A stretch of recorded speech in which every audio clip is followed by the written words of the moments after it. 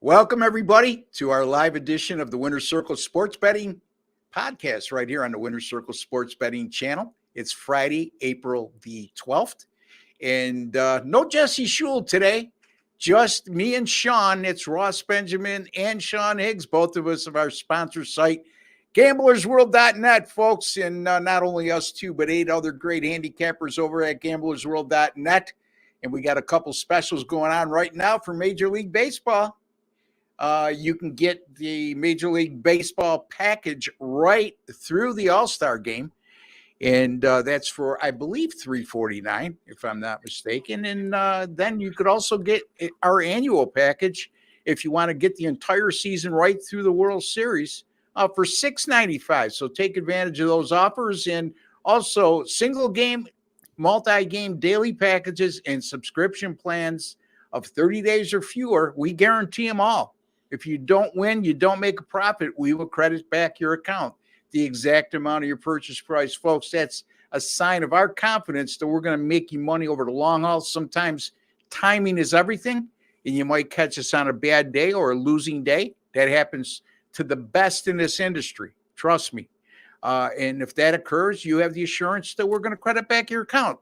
Sean, after having said all that, what's the dilemma of the day, my friend? Just taxes. I don't like taxes, Ross. I don't like taxes. That's a dilemma today. Yeah. We do a live show on how we could just have write-offs and not pay them. In any event.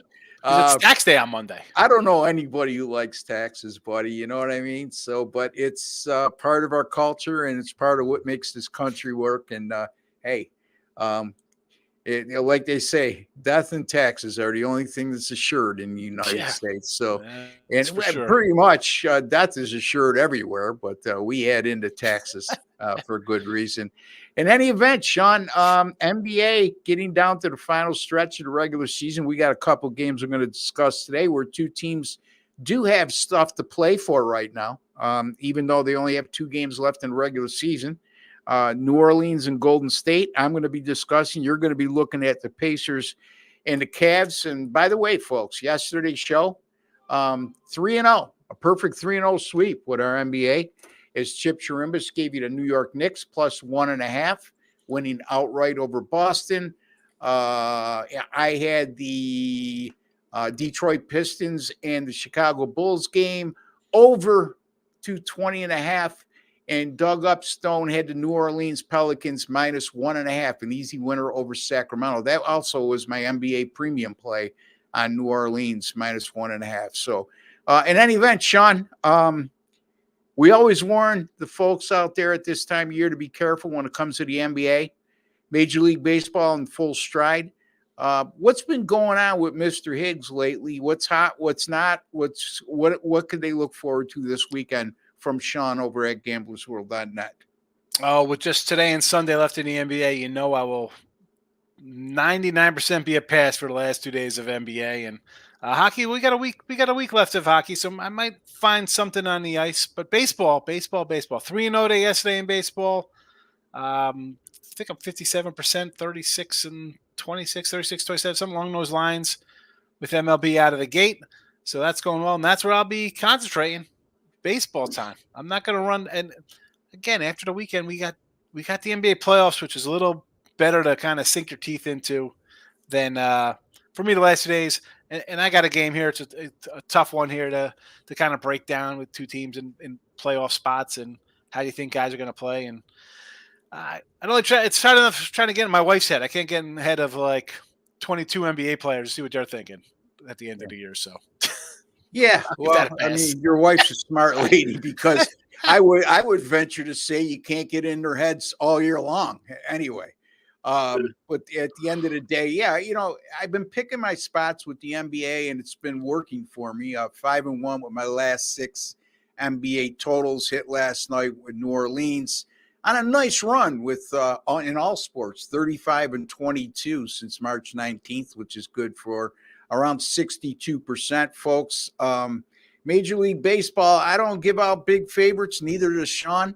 So you could rest assured if we're winning, you're getting a good return on your investment. Sean likes to dabble into a lot of underdogs. He's more of a volume player than I am, but it's about grinding it out and making a profit.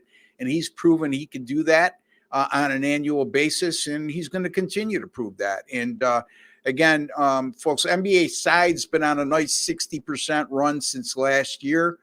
Major League Baseball, my picks have hit 63% since August 4th of last year as well. So a lot of good things happening. And, you know, folks, 3, 7, and 30-day packages, you know, that's the way to go, because if you judge us on one day, you're never going to win just judging a handicapper on one day.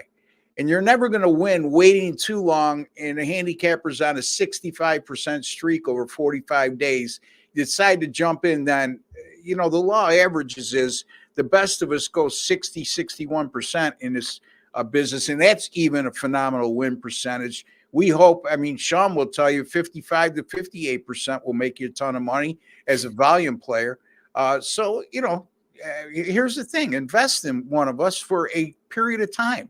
Make your judgment then, and be rest assured on a 3, 7, or 30-day package, we're going to give you credit if you don't make a profit. So, Sean, let's talk about your game.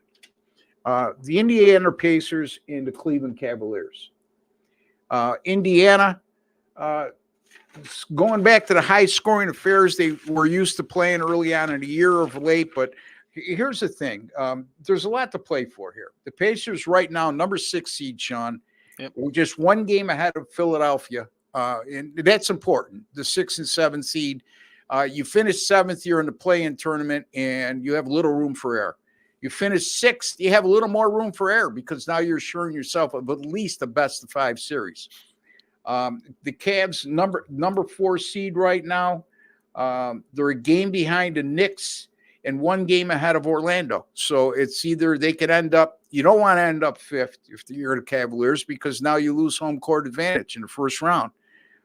Yeah, you can get the 3rd, but I would think the bigger thing is right now they want to avoid falling to 5th in the seeding process. 3rd, it's great, you know what I mean? But at the end of the day, you get the 6th seed, and chances are you'll be facing the number 2 seed in the second round in the law of probabilities. But anyway, Sean, take it away. What do you got on this game? Yeah, no, you brought it up. Like the Knicks are 14 back, Cleveland 15, so they're a game back. But back at them, Orlando's there with 16 games back. Again, a game ahead, tied with Indiana, game behind.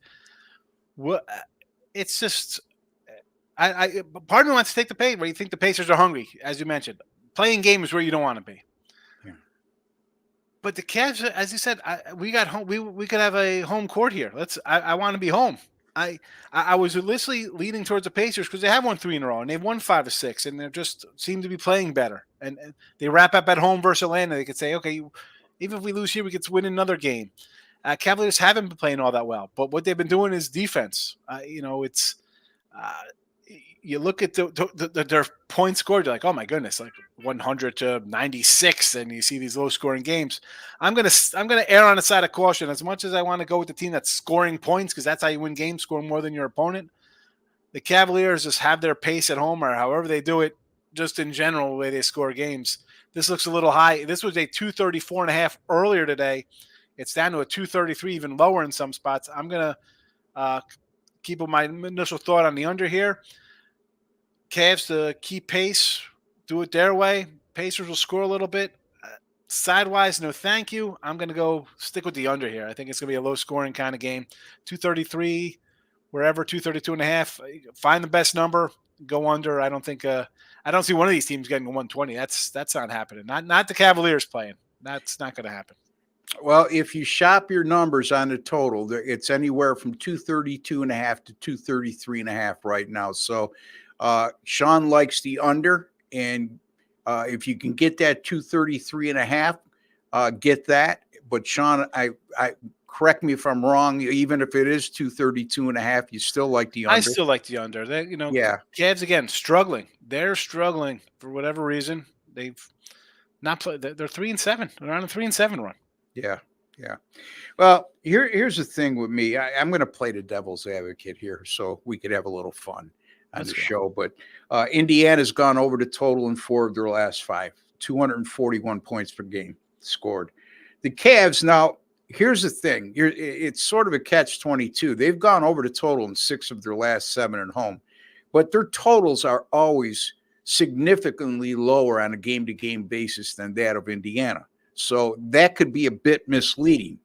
However, here's the other thing. Sean mentioned how good they are defensively, and they're coming off a 110-98 win over Memphis in their last game.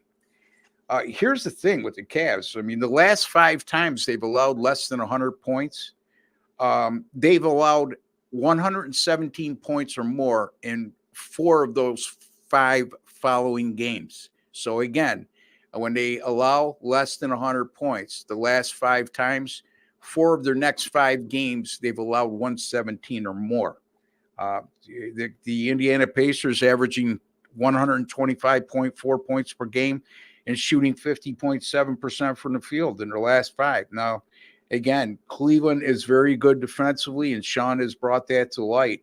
The Cavs this year, 16-6 to the over versus winning teams, and that includes 9-1 to the over if they're facing a winning team with a win percentage of 510 to 600, like Indiana currently has. And those 10 games averaged 231.2 points per contest. So I'm going to, have a little fun with this. Our official pick is going to be on the under 233.5 from Sean, but I'm going to have a lean going the opposite way, a little with no disrespect intended, or just a little friendly competition here. I'm going to go the other way and go over the total for the reasons I just said. Sean, any retort? No, I mean, listen, you can bring up good points. I mean, do they come out and D it up and then they run out of gas towards the second half of the next game, whether it's back to back or a day later, whatever the case may be? I just think like you're playing to maybe move up a spot. You're going to want to ramp up the defense. That's my look at it. You're gonna ramp up the defense for yourself for a win, and not they're not gonna keep pace. The Pacers' pace of play is not where Cleveland wants to be. So if that's the case, they're losing. If that's where we go, Indiana's winning this game 128 to like 119 or something, even as an underdog. It'll sail over the over, and that's that. My thing is Cleveland home court, to keep home court, not just they're playing at home, but to keep home court and to maybe possibly even move up a little bit. They're going to say, we can't lose this one. We got to play our style. And that's that. That's again, I didn't bet this game. It's a tough one. And I'm not using it as a premium selection either. So again, it's just, if I'm looking at this game and I'm making my best opinion, I would go to the over, and Sean's given us the official pick, which is the under. And Ross, I've said this before a lot of times. So, we get the picks assigned to us, whatever. A lot of times I'll end up using when it's plays because I'm just like, it could have been a game I wasn't looking at. And then I dive into it and be like, you know what? I kind of like this. Or I kind of don't like it. But this one here, again, this isn't one of those situations. Yeah. I mean, if it was the Magic, I'd be like, you know what? I'll take the Magic here. I know Philly's playing good. I'd say right off the bat, I'd be like, some game I could say, I like it. Yeah. This one, it's tough. I couldn't get a side one. I really loved. You could look at it from two sides here. Cleveland is very good at playing at their pace, especially at home, and keeping opponents playing at their pace. Yeah. Indiana, on the other hand, is notorious for speeding teams up with their style of play. I mean, they're aggressive defensively. Their defensive numbers leave a lot to be desired, but by playing that style, it helps them create the pace in which they prefer to play at. I think we'll see something in between in terms of pace. And then it's going to be a matter of 3-point shooting, poor or good. And it's a matter of free throw attempts. How many times each team can get to the free throw line? Because again, we've discussed this time and time again, Sean. I think one of the most overlooked things when handicapping not only college basketball, but the NBA is the amount of times a team averages getting to the free throw line, not only for the season, but you might see a trend over the last 8 or 10 games. An NBA team is getting to the free throw line 27, 28 times a game, which is high.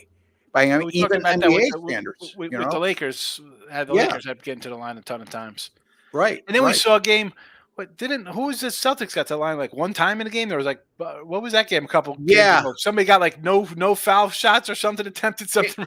there's I could look that up because I saw it on Killer Sports today. They had three situations. Right. Where there's been three situations in recent times in which a team had two or less free Yeah. throws. I Crazy. think it was the Houston Rockets. Don't quote me on it. That got to the free throw line just two times in a recent game. Right. And again, I wouldn't stick my neck out and say that's definitely who it was. Folks, chime in with your questions and comments. Any questions on the NBA? Any questions on maybe futures on who do you think's going to win it all in the NBA? Also, your comments on who you like in Major League Baseball today, or if you want to pick me or Sean's brain on who we may give you a suggestion on in Major League Baseball. By the way, I do have Major League Baseball 2 picks up for tonight at gamblersworld.net, both in the same package. So take advantage of that. It's a 2-for-1 offer. $35 will get you both picks. I got a money line underdog, pretty good size one, and also a small money line favorite. So that's the way we roll here, man, with our Major League Baseball. Me and Sean, I can speak for. I can't speak for the rest because everybody has their own different style. All right, let me look at my game. And that's the game between the New Orleans Pelicans and the Golden State Warriors. And get my notes up here. Just bear with me 1 second, folks. And right now, the Golden State Warriors are a 4-point favorite, and the total in this game is 221. The home and away splits for both teams jumps right out at me here, Sean. It's New Orleans is only 21-18 at home this year, but they're 27-14 on the road. Crazy. And then you look, not only 27-14 on the road, but they've gone 5-0 in their last 5, 9-1 in their last 10, and 15-3 in their last 18 road games, which included a impressive win last night at Sacramento, 135-123. And the road teams in this head-to-head series, 2-0 straight up in ATS this year. Golden State, 25-16 on the road this year, but only 20-19 at home. So it's the opposite thing. We have one team that's better on the road. Actually, both teams are better on the road than they are at home, and by a substantial margin. Yeah. Now, Golden State's, they've won 9 of their last 10, Sean, right? They're red hot right now, and they look like they're priming themselves for a playoff push. But here's the thing to keep in mind with those home and away splits. 9-1 in the last 10, 7 of those wins have come on the road. So it's not like they're dominating at home. They won at Portland last night. And again, I would shy away and say, well, New Orleans, they haven't been great with no rest this year. Well, Golden State's playing with no rest as well. And Golden State was on the road last night, and they were at Portland. And New Orleans was on the road as well at Sacramento, but a lot shorter flight from Sacramento to Golden State to Portland is back to Golden State, and not by much. But so my point is I'm eliminating that factor. And I mentioned Golden State's home record this year. Sean, they've only gone 10-20 against the spread this year as a home favorite. I'm gonna go with New Orleans here, just for the sake of, I think New Orleans is playing better ball down the stretch. Now, Golden State has won 9 of the last 10. I know that's sort of oxymoron kind of statement, but I just trust New Orleans more right now in taking the 4 points at a Golden State team that hasn't exactly been the Golden State teams of the past when playing at home. I mean, you bring like the home splits for Golden State are just bizarre. You think most teams win at home, like that's where you should win. But maybe that's because you see some of these poor home team records, because now if the guy has a load management day, it's got to be taken at home now, right? It's not like the league said, hey, man, you can't – people are paying to go see so-and-so. They're going to want to see LeBron or Curry, and they're going to Brooklyn or some team that's never going to the playoffs. the fans come and the best guys are out. So maybe they're sitting these guys out at home, and that's why they're taking a bunch more L's at home, which could be possible. I don't know if there's any truth to that, but we It's saw a this. good point. It's certainly a point that can't be ignored, and a Right? I good mean, we one at saw this that. the other day. Yeah. Clippers go in, destroy the Suns. Suns the next day open up as a 4-point favorite, and they blow them out because everybody's sitting for the Clippers, right? I mean, now you have a spot, though, Golden State. Who's sitting for them? They're playing because they can say, you know what, we can get out of the play-in game and move up out of the play-in spot here. And New Orleans, maybe they're thinking, all right, both teams in a back-to-back, so it's not someone has an edge. Maybe you look at does Golden State have a edge based on the last time they played? It was a huge humiliating defeat for them. Like they lost 141 to 105 back in January. Is that we got to come out and win here? I'm with you on Golden. I'm not with. I shouldn't say that because I was thinking New Orleans, but I'm sort of leaning a little Golden State because I think New Orleans wraps up their season. Let's beat the Lakers at home because you think the Lakers are going to play their guys? Everybody's going to be out with an injury for that game. The last thing the Lakers need is AD or LeBron rolling an ankle or some nonsense.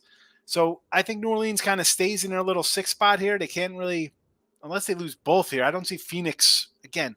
Yeah, they haven't locked it up yet. They haven't locked up the fact that they're going to be part of the play-in. I'm not sure who has the tiebreaker between them. That's the thing. When it comes down to these tiebreakers, they're a game ahead of the Suns. So I don't know who has a tiebreaker there. You got Golden State, Sacramento, and Lakers are all basically tied. They're all tied for 8th. Yeah. So statistically, though, I think breaker-wise, Sacramento is in, and Golden State or Lakers are the play-in. Yeah. And you want to get out, like, let's be honest. Those teams are, let's go in the playing game, and then go, let's face Denver. I mean, you're thinking Golden State wants to win the next 2, and maybe the Suns lose their next 2 or something. It's, again, crazy times. I don't see why people want to run to bet this kind of stuff in NBA. Well, everybody has something to play for here. Yeah.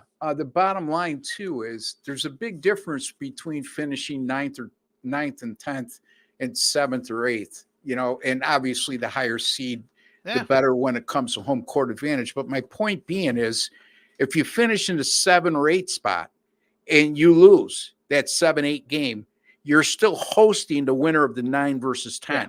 If you lose the 9 versus 10, you're out. Okay. And then even if you win that game, you have to win again on the road against the loser of the 7 versus 8. So it is a big deal to get into at least an 8 spot for Golden State. It's crazy that the 7, 8, 9, 10 games can consist of what? 8 Hall of Fame type guys with KD and Booker and LeBron and Curry and Klay Thomas and all these guys are playing in a play-in game and unbelievable. Is this? Yeah. This. Yeah. It's mind-boggling when you stop and think about it. It just shows you how many of these young teams like the New Orleans and Dallas has been a force down the stretch. You got to watch out for them. Phoenix with that triumphant, they got the terrific 3 there when they're healthy. So there's a lot to account for in the Western Conference. The Eastern Conference, you look at their play-in tournament, and you're looking at teams like Atlanta and Chicago in the number 9 and 10 hole, and it's like, who cares? The Western Conference play-in is going to be very, very entertaining and interesting in my regard. And again, we saw the Lakers come out of the play-in last year and advance to the conference finals, if I recollect correctly. Was that last year? Was that last year? If it wasn't, it was the year before. Could be out of knife. Yeah, but my point being is, I guess to take it one step further, is I wouldn't, whoever comes out of the 2 teams that come out of the play-in tournament in the West, I wouldn't automatically go against, I'd say that they're a lock not to beat a 1 or 2. Is the odds going to be stacked against them? Absolutely. But I like the chances of the 2 teams coming out of the play-in tournament in the West, as opposed to the 2 teams that may come out of the play-in tournament in the East, especially somebody who has to face Boston. Yeah, forget the East is, let's be honest, the East is Boston to lose. I think they're, $180, $2 faves to win over there. Yep. I don't think they'll really get much of a challenge. If they lose a game or 2, I'd be shocked throughout the playoffs. They'll sit back and be like, it's time to go. We're going to sweep somebody early. But the Western one, though, Yeah, you got AD and LeBron. You got Curry and company in Golden State. You got Booker, Beal, and KD. But even if they're playing Denver, I don't know if I could. Yeah, they got a great name, the great back of the car, all these stats. Now you're going to be good in April. Well, I don't understand how you're good. Oh, we're healthy now. Well, don't you got to kind of get in a little rhythm back together, fellas? Like I'm not as sold. Listen, Denver. People don't love Denver for whatever reason, but they got a guy in there who's unbelievable, and he just carries that team because there's nobody else on that team. Like Murray was hurt still, and they still find ways to win. Denver won it all last year, and obviously everybody knows that. But I think people got down on Denver because of the start they got out to, and they look at their overall record right now, which is very good. But it's not like where they're looking at it like what the Boston Celtics are. But keep in mind, folks, over the second half of the season, this Denver Nuggets team has been rolling, and like you said, as long as you got that guy in the middle, the Joker, you could beat anybody. So, what are your thoughts on? Okay, I see we don't have much comments today. Yeah, I was checking to see if we're live. Folks. Hey, look come on. Is it a travel day? I'm trying to think. There's usually we have our regular comments. Maybe it's because we're missing Jesse. Jesse's the star of the show. No, Jesse comments. Obviously so. What do you think about the Sixers? I'm not a huge Sixer guy. I don't love Embiid. Yeah. Is he healthy? Because that's a team that maybe if he's playing well, you saw him. An MVP type, he was tearing it up. So if he's going to be that caliber, that's good. That's going to be an interesting little thing for them coming out of the bottom of a bracket. See, this is what bothers me about the Sixers. I question how good their supporting cast is above and beyond Joel Embiid. Now, if you look at the splits with the Sixers, Sean, with him in the lineup, the record, and without him in the lineup, it's dramatic, in terms of wins, the win-loss percentage. Now, if you look at a team like New Orleans, on the other hand, you're missing Brandon Ingram. He's missed the last 5 games. And they still have gone 4-1 and won their last 4 without him. And he's almost a 24-point scorer a game. So, which tells me, that New Orleans, their supporting cast is a hell of a lot better than Philly. So, if you're going to beat a team like Boston in a 7-game series, even in a 5-game series, which probably we'd be looking at if Philly faces them, you're going to have some depth, and you're not going to get it done with just solely one star player. Now, you mentioned Philly's playing a lot better of late, but again, how good is the competition they've been playing of late? That's the question mark to me. So it's a tough question, but I would venture to say, Sean, I'm not sold on Philly at all. I guess where you're going with this is looking for a long shot future that has some value, and correct me if I'm wrong. Yeah. Like, as you said, Toronto, not a good team. You beat OKC, who was missing a couple guys, right? And that was at home, and we won by 4. Memphis on the road, Miami on the road, and Miami's another team. Like, what do you get in Miami? They're like the Suns in Florida, and then you got Spurs in Detroit. So you got some wins, but against some really lower level squads there. Yeah. And then you got a team like Miami, which is a worse underachieving team than you. Well, Little Bull disagrees with me. He says their cast is solid. I'm not saying they're bad, Little Bull, okay? But, again, when you look at those splits with and without Joel Embiid, they're pretty – there's a big disparity.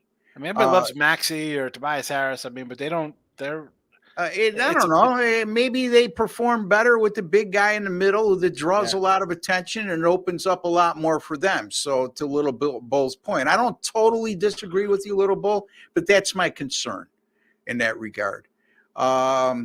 Derry Hardaway, love your work, Ross. Just a class of a man you are. Well, thank you. I appreciate that, Derry.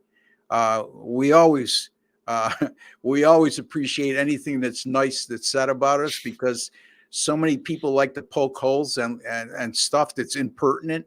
But we appreciate you, Derry. Thank you for joining us, and thank you for your kind words. You are all full of class, gents, Ross, Sean, etc. So I could speak for Sean and the rest of us in saying thank you again for We that. got a lot of class. It's all love. Who's who's the biggest threat to Denver in the West? I'll let you take this one, Sean, and then I'll respond. I don't know. I was high on Minnesota to start the year, so I want to lean to my Wolves to kind of get there. But honestly, why do I think that a team like Dallas? Because Luka's a guy who could score 70. Kyrie, if we forget about Kyrie, I mean, he won that championship for Cleveland. He took over. I mean, big shots.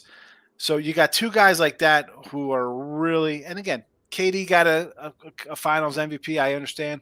I don't know. I'm gonna say Dallas could be the dark horse coming through to that surprise because you got two guys who could score 90 points. Really, they can. They can score 70 points on a whim from anywhere. So I'm gonna say Dallas. Dallas is I mean, Luka's the type of guy that can carry a team on his back. There's no two ways about it. And we've seen him do that in the playoffs in past years where they got the conference finals one year because he just completely went off. Yeah. I'm going to have a small lean here when it comes to that question with New Orleans. We just discussed them. And let me just start with a basic fundamental stat here is how good they are on the road. And when you could win on the road, you're going to have a chance in the postseason. If you have confidence on the road, at some point, they're not going to be the number one seed. So at some point, you're going to have to win a series where you don't have home court advantage. And they have the players to do it. And look at, like we were just talking about the Sixers, and I just mentioned, they've been playing without a 24-point-a-game scorer right now and still winning. So I would say New Orleans would be my pick is the biggest threat to Denver, but you can make a case for Dallas. You can make a case for Oklahoma City, and you can make a case for Minnesota, Sean, because I know you said you were high on them. And at the end of the day, that's a Minnesota team that plays great defense. Maybe they haven't done a lot of that in recent games, but when push comes to shove and it comes to postseason time, that's when teams really turn the screws real tight defensively, and for that reason alone, Minnesota, and then getting Karl Anthony Towns back in the lineup that he's been out for a while, right, Sean? Yeah. No, listen, Minnesota's a defensive club, so anytime I'm gonna get a defensive club and they'll be considered an underdog, I gotta like it. All right. Hey, Pex, how you doing, man? Thanks for joining us today. He says the Joker is the best. You won't get any argument from me and Sean. He's good. Doncic's also a very good player, but, I mean, push comes to shove. This guy is doing it year in, year out, and he's just a terrific player all around. Tim Earl, thanks, buddy. We appreciate it. Tim Earl, one of our colleagues over at competing site. He says 2 goats, 1 screen. Well, thank you, my friend. Keep up the good work. You're doing a great job in the format that you're on or the platform you're on. Philly can take Boston to 6, maybe. It's possible. I mean, it is. And the thing about I said this today on my show, I was like, Embiid hasn't won anything. Like he's had some tough losses in the playoffs. Like, can he get him over the hump? You got Max, you got Harris. Can you beat that Boston team that was built for a championship? They brought all those guys in. They're going to throw people at you. It's maybe 6. I mean, it may be 6. And at the end of the day, it's about us picking winners. And if we're going to pick a series, if we're going to pick an underdog value, it's a spread. They're going to be covering. That's all that matters to me. And ask a lot of the Philly fans if they win in 6, if they'll be happy. I'm so they proud won't of be my happy. team. It's there he is. Ninja. What's happening, my man? Where you been?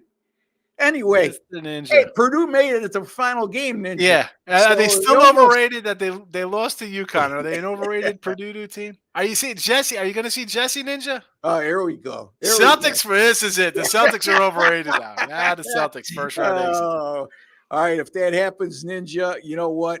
I will bow my head not only once, but 100 times to you, my friend. Tim Earl, as a Denver fan, the one team I would be worried about is OKC. Well, that's certainly, especially if SGA is healthy. They've proven to be a very good team as well. They're pretty balanced offensively, defensively. They got some depth. But again, we saw with SGA out of the lineup, that supporting cast again doesn't measure up to what I think the other contenders have. But again, it's a double-edged sword when you talk about a guy being out and the rest of the team not performing up to snuff with him out of the lineup, because you don't know how much a player like an Embiid or SGA, how much better they make other players when they're on the floor. So we'll see. And it's definitely OKC is right in the mix in terms of a legitimate threat. The Celtics have the most overrated and overplayed players. Okay, Jason Tatum, Jaylen Brown, Kristen Porzingis. They're having, if you look at their stats, Beast OJ. Beast OJ. I'm going to leave that one alone. Thank you for joining us today, Don. No matter what I say in this particular instance or what Sean says, and I'm going to save Sean from himself on this one, we're not going to make a comment on that. I think Clippers and the Knicks will go to Can we comment on it? I got something to say. Go ahead. As well, you know what? Like, everybody's like, he did it, right? The fact, like, did they ever? Where was all the? Well, actually, I forget. We can't even talk about that because YouTube will really shut us down. Because there's so much you could talk about. That's where it becomes a very sensitive evidence and stuff like that. It's weird. Yeah. So like you can't talk about. You don't need our comments on it because it's been well publicized and you've seen all these writers come out with all kinds of articles on the topic. So there's more than enough time for you to check around and get. I remember it on the radio. I was coming home. I was at the beach and I was driving home. I wanna say there was a Knicks game on the radio that I had bet because I was flipping around and they broke into it and I was with the girl I was at. I'm like, and I was on 35. I was coming home from the beach. I'd gone down to the shore for the day at the beach house. We were doing a little crabbing, getting some nice chocolate dot cookies, and coming home hearing on the radio. And I'm nearly positive the Knicks were playing. Well, where the Buffalo Bills play right now, and they're building a new stadium as we speak. It was a brand new stadium in 1974. I was a junior in high school, and my dad gave me the best of birthday presents as he got us both season tickets to the Bills games. And that was the year the Bills finished 9-5, didn't make the playoffs, but it was historic in the sense that O.J. Simpson ran for over 2,000 yards that year. And nobody had done or accomplished that feat going as of that time. And they only played 14 games back then. Okay. So there's some great memories for me, but that's where it ends. Okay. Because it's very hard to separate how great a football player is, but more importantly in life, it's how good a human being you are. And I'm just going to leave it at that. Okay. So that's why I'm not going to comment further in any regard. What do you gentlemen make of Wizards -2 versus Bulls tonight? I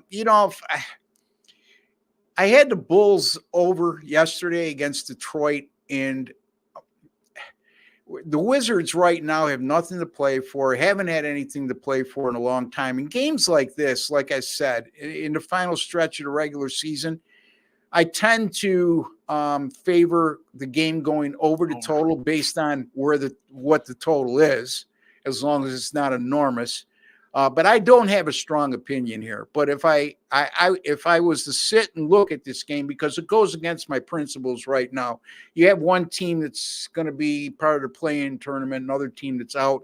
There's nothing that really fits what I like to do at this time of year in this matchup. But if I was to make an opinion, I would say I would look for a reason to use the over. Yep.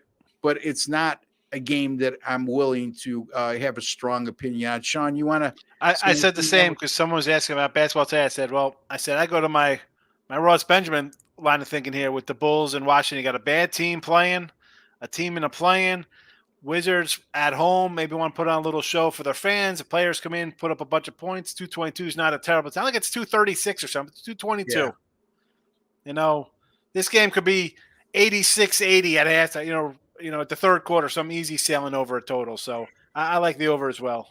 Yeah, and if you really do, if you have the capability of doing a database search and you have a database you could do that with, I think you'll find that from game 70 on in the NBA regular season, when two teams with losing records face each other, it's a party. then more times than not, the game plays over the total. Now, that doesn't mean you should automatically no-brain it, folks, because like Chip Chirimba says, if it's 58% of the over, 42% of the time it goes under. But, that's Chip because he just likes beating the number. He doesn't want to hear anything else. Well, I know if you're going to do that, you can't just do it to one game on a random Tuesday. You got to play.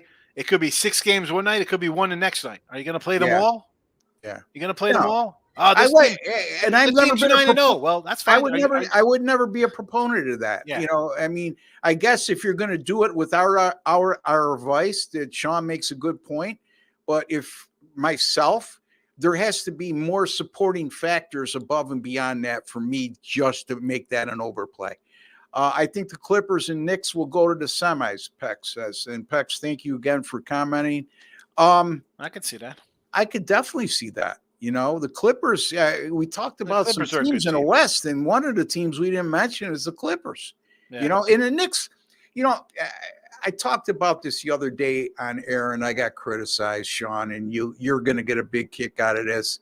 I mentioned Zach Randolph. What I meant to say was Julius Randle. For whatever reason, those two guys, they're both left-handed. It's stuck in my mind, right? They're big dudes. Yeah, and they're both similar players. Once the ball gets in their hands, you're not going to get it back. You're not seeing. It's like the black hole comes in, doesn't come out. They're just shooting. So having said all that, Sean, and I'm interested to hear your take on this because I talked about this with Chip and Doug. I'm not so sure that Julius Randle is a huge loss for the Knicks. Because if you look at how they played without him and how they played down the stretch, they're a very cohesive unit right now, both offensively and defensively, and they got a bona fide superstar in Jalen Brunson. Yeah. And what I don't like about Julius Randle, and look, the guy's statistics are phenomenal. He's a great player. Don't get me wrong. But in the team concept, I see a lot of James Harden in him. Now, why would I make that comparison? Because one guy's a big guy and plays in the post for the most part, and he has the ability to go out to three, and the other guy's a guard.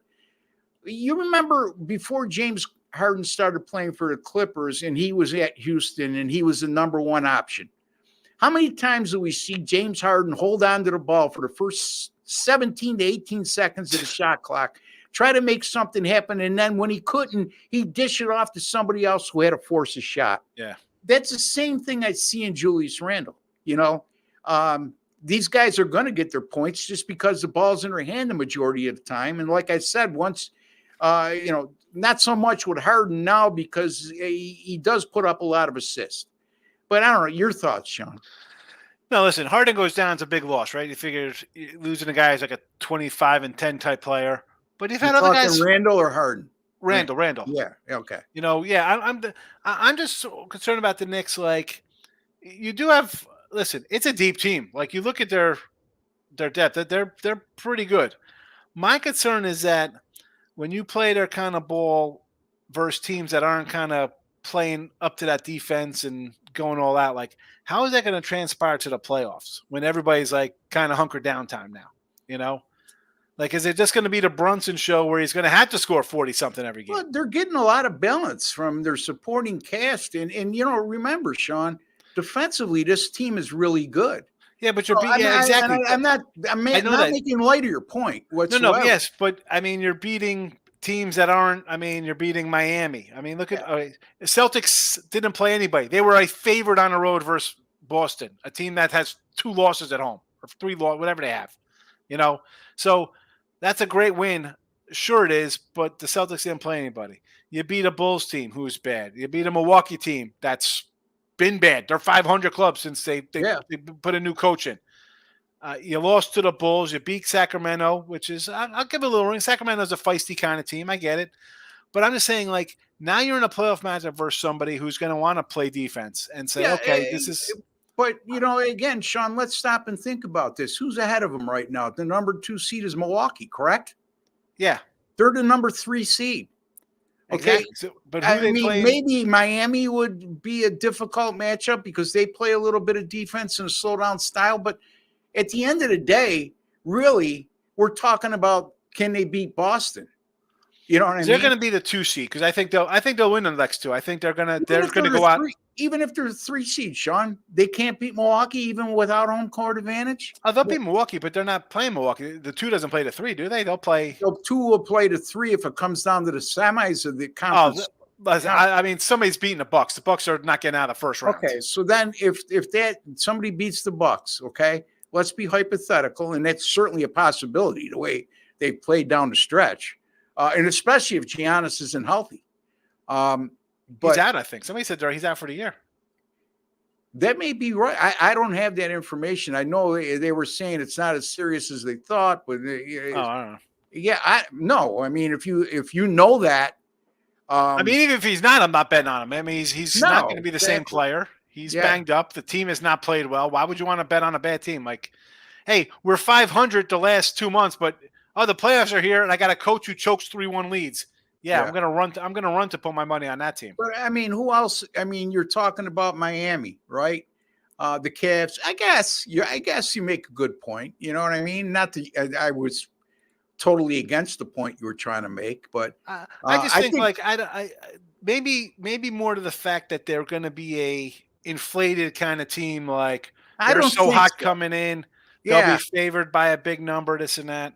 How could they be inflated without your leading scorer out? You know what I mean? Not the Bucks. I'm talking the Knicks. The Knicks. Oh, the Knicks. No, I'm talking about the Knicks. I mean, inflated against who? They're not going to be inflated against Miami. They're not going to be inflated against the Cavs. I think it depends. I got to see what these lines are. It's easy to say. It makes for an interesting conversation, no doubt. For me, it's like a team I want to play against because I think people are going to jump on the Knicks. Or maybe that's because like the New York market just pumps them up and they're the best team since sliced bread. Like this is, they think it's Stark Ewing 95 going to the finals. I think if you read the New York Post and the Times, that they're cautiously optimistic with the Knicks. They're excited. I think a lot of people are excited for the fact that they thought the season was done. And when Randall went down, the sky was falling. Yeah. And now they're seeing them being so competitive and winning and possibly getting as high as a number 2 seed. They're excited, but cautiously optimistic. And everybody knows at some point, even if you win the first 2 series, most likely you're going to face the Boston Celtics. So it's a dose of reality there. Yeah.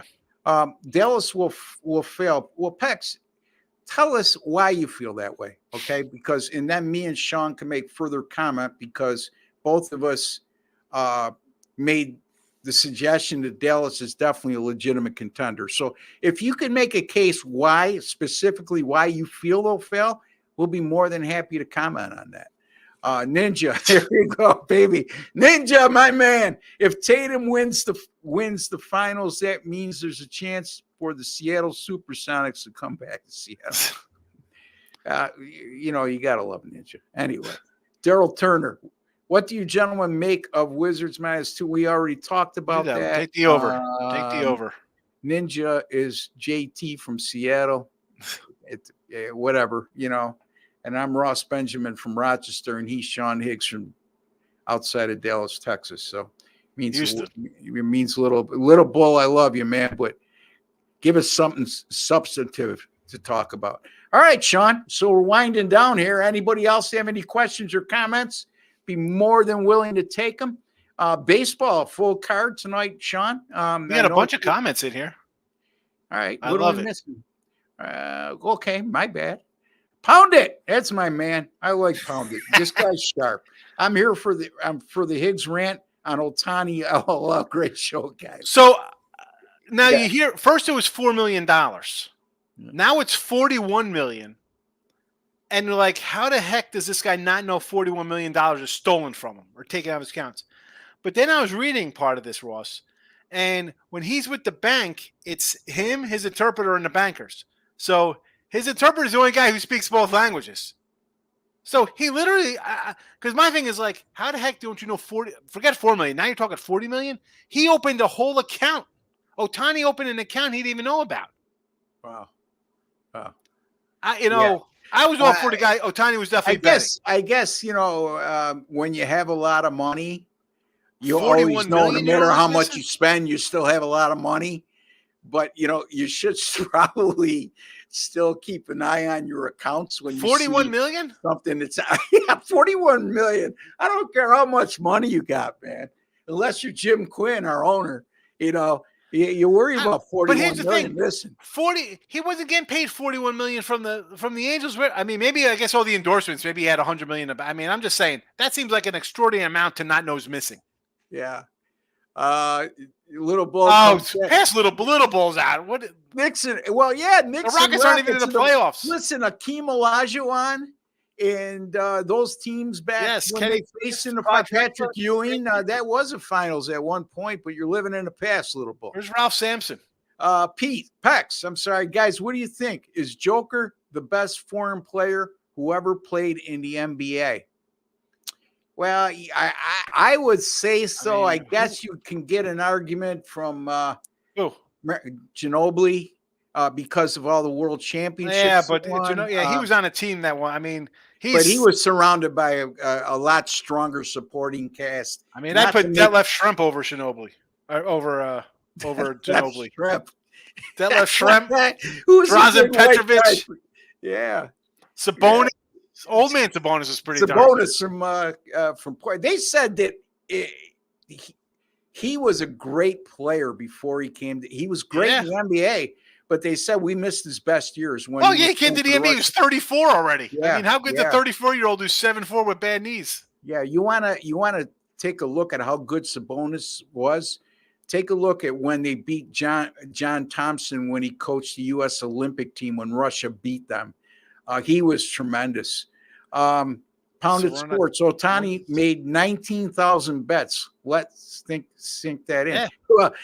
Listen, let's sink this in. Sean makes 25,000 a year, and he doesn't have a quarter. I mean, 19,000 over 3 years. But I mean, I'll have 1,000 college basketball, 1,000 baseballs. Well, that's 19,000. That's a whole lot. I'm not near that because it's not like I'm doing 1,000 in every sport. Pounded's going with that. He's not betting $100 or $200 or $300 a game. Average bets 12,000 a game. Games that are meaningless, so that means no defense and over is good bets. Yes. Yeah, it's a good starting point, Ninja. That doesn't mean you could automatically bet them all over. Yeah. Hawks versus Minnesota over 226. No, because Minnesota is still kind of playing for first round seeding, first play, and Minnesota's a defensive team, so I would say no to that. I would say no. Yeah. And how about the NBA? You got 8 games today, 8 games, huge double-digit faves. You got another 2 sitting at like 8 points, so 10 of the 15 games are like double-digit games. Terrible. All right, Tim Merle chimes in and says Knicks are our first-round exit. Yeah, you look at it's probably going to be feast or famine with them, Tim. I don't think you're far off with that prediction. I don't see him as a first-round exit. Is it possible? Yeah, let me see. If they finish third, who's the 6th seed? Indiana? Pacers? Yeah. Magic. I kind of like the Magic. I like the Magic. Magic, I just like the way the Knicks are playing right now. I think they're playing playoff-type basketball right now. And what I mean by that is they're not playing run and gun type of they're sharing the basketball. They have a go-to guy in Jalen Brunson. Brunson's not only scoring a lot of points per game, he's dishing out a lot of assists as well.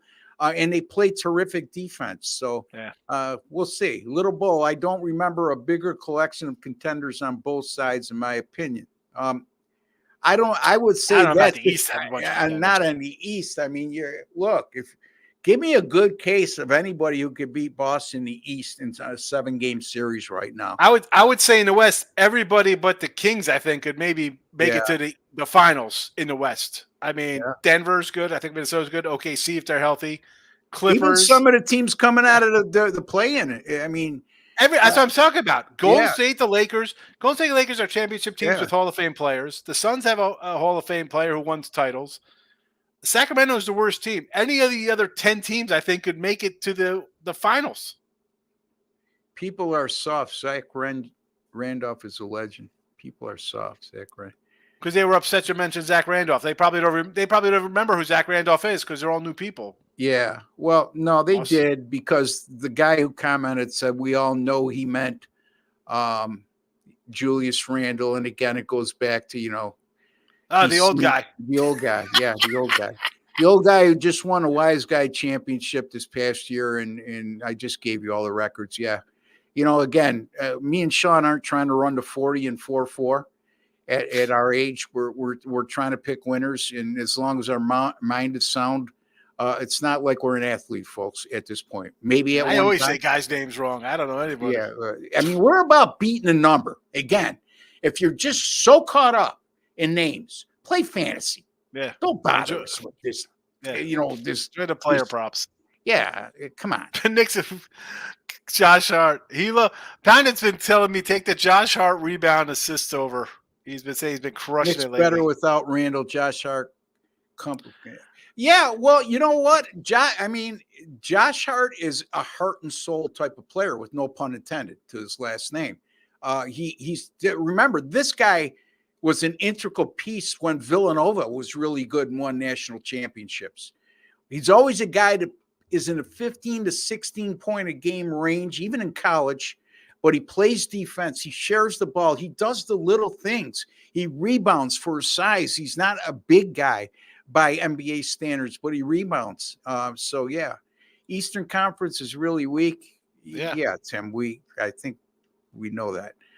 Regular season games, I'm not sure what Little Bull is referring to. Tim, watch out for the Orlando Magic. Yes. Just saying. Yeah, again, I think you got that group of teams with the Knicks, the Magic, the Pacers, the Cavs, yeah, and the Cavs. The Cavs, if they're healthy, they could score and play with anybody. In the Knicks, we just talked about, and the Magic, we agree with you, Tim. And so, yeah, there's certainly some contenders in the East that can get to the conference final. Let me be clear when I say that. You guys should check 95 Euro Finals, Yugoslavia versus Lithuania. Divac on one side and Marciulionis and Sabonis on the other side. Best non-USA final ever. Yeah, those were some, Yugoslavia, which is now divided into Serbia and Bosnia and the rest. At one time when they were just one country, were a force in international basketball, and they produced some really, really good NBA players, as what Pex just mentioned. And then on the other side, Marciulionis is another guy that came over. Serena's Marciulionis played for Golden State. His son actually is playing for St. Mary's, was playing for St. Mary's this past year. And Marciulionis was, when he first came over, was a 20-point a game guy, if I recall correctly, for Golden State. And then and near the end of his career, he was relegated to the bench. But again, he missed his prime years. He was a big three guy before threes were big. Yeah. I'll leave with this: Nuggets versus Cavs in the finals. It's possible. Again. Well, I like the Nuggets. Again, you're going to have to convince me make a case for me how you think the Cavs are going to beat the Celtics in a 7-game series. Well, you got to have a huge game. It's Mitchell's got to be like his Utah Jazz. He's got to go off, and you're going to have to get Boston just going flat, or one of the two stars for Boston going down with an injury. There has to be a lot that goes wrong for Boston and a lot that goes right for the Cavs for that to happen. So they should make the All-Star game U.S. versus the world. That'd be a little better. That probably would create a hell of a lot more interest. But the point is you play an All-Star game, and I think it would be a pretty biased crowd if you use that format. But by the Yeah, but same don't they do that token, in hockey though? They do that kind of stuff. yeah, they do it in hockey. They do it in hockey, but they do it within a 16 tournament.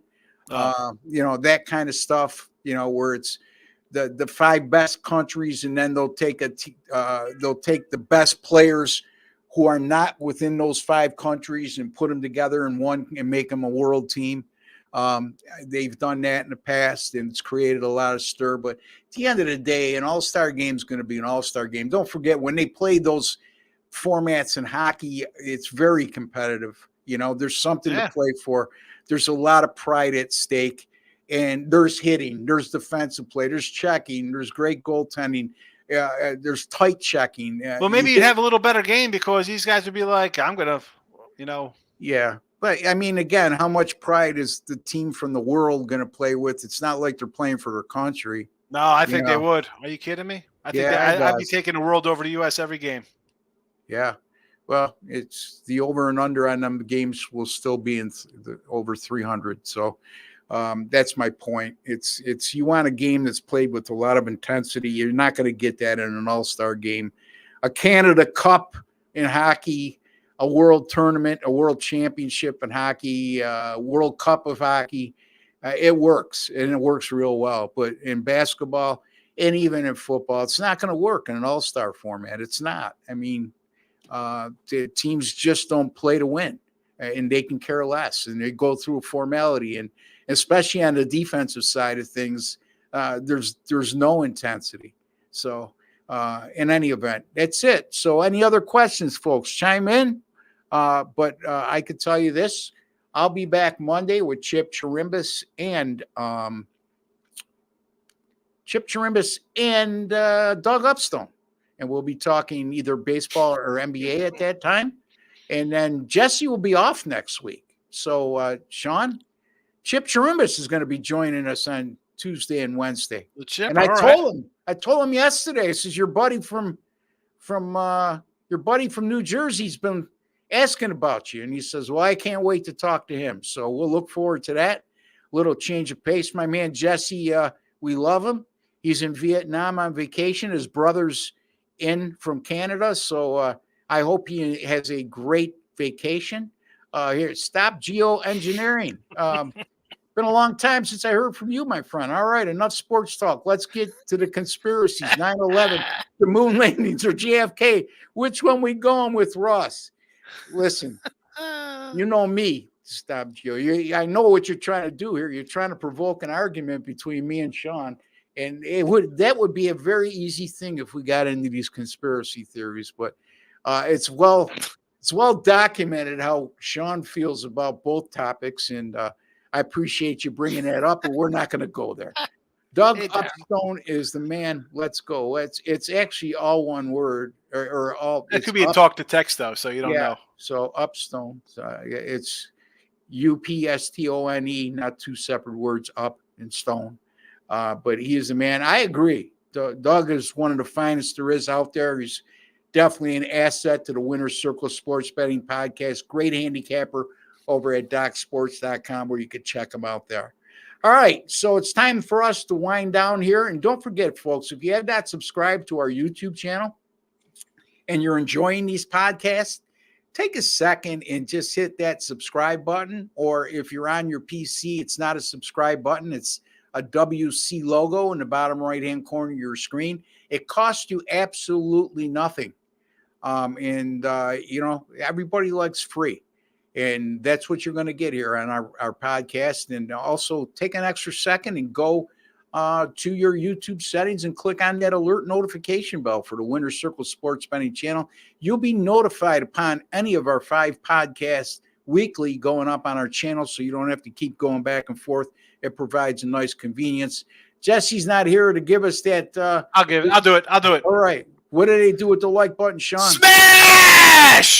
Smash that like button, Sean says. And it's just a small token of your appreciation for the work, time, and effort we put into bringing you a quality podcast each and every time. And also, folks, our theme has always been, it still is, and will continue to be, we want to make you a smarter sports bettor today than you were yesterday. It's not always about free pick winners. It's about our analysis about what you could pick up and help yourself with in the world of sports handicapping on a daily basis. And let's see here. One more. Thanks, gentlemen. Enjoy the weekend. Good luck to everybody. Thanks You, for the Little bull. Bull. Appreciate everybody who joined us today. And don't forget, we'll be back Monday with Doug Upstone and Chip Chirimbus. Myself and Sean will be joined by Chip Chirimbus on Tuesday and Wednesday. Chip will be with me and Doug on Thursday. And then next Friday, it'll be me and Sean again because Jesse will continue to be out on vacation. So there you have it, folks. We like to thank each and every one of you for joining us today. Take care and God bless.